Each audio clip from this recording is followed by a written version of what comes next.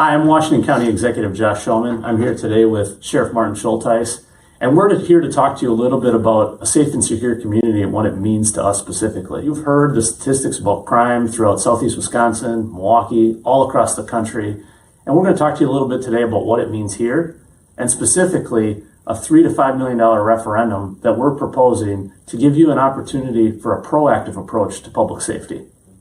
So, over the last several months and years, Sheriff, we've been having conversations about what crime activities look like in city Milwaukee, Kenosha, what that looks like leading here in Washington County. Can you talk a little bit about what you're seeing? In Washington County, we're not urban, we're not rural, we're kind of mixed in between, but we're right on the border of a major urban area, and so we certainly see an influx of the associated urban problems starting to make their way into Washington County. And one of the things we really want to do is be proactive and be able to say to the Washington County residents that we're doing everything in our power to maintain the quality of life that we have here in Washington County.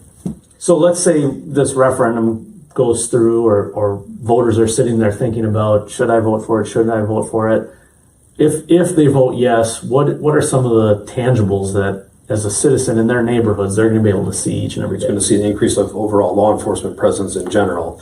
But some of the proactive initiatives that I'm very passionate about is the school safety aspect of it.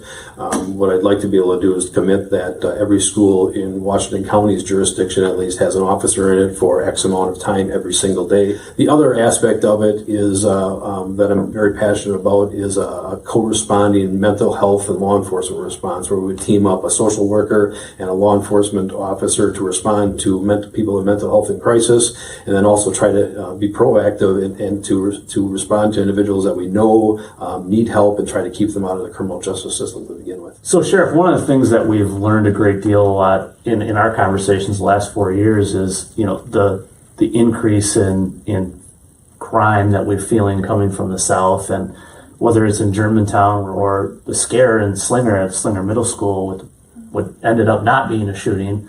One of the things we talked about was, what would it take to have the types of staffing levels that you'd like to see?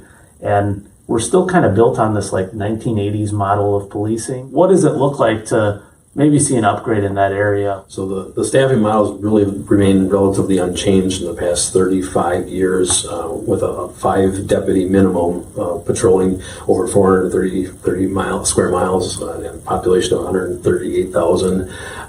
What we'd like to do is to increase that pretty substantially, so we can have a much better response time to critical incident calls like that, and also do those proactive initiatives like I mentioned before. So obviously we've established that the priority for Washington County and Washington County residents is public safety.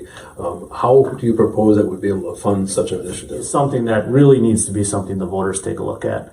Could the county board take action on something like that? Yeah, absolutely. But we're all about smaller government and being more efficient.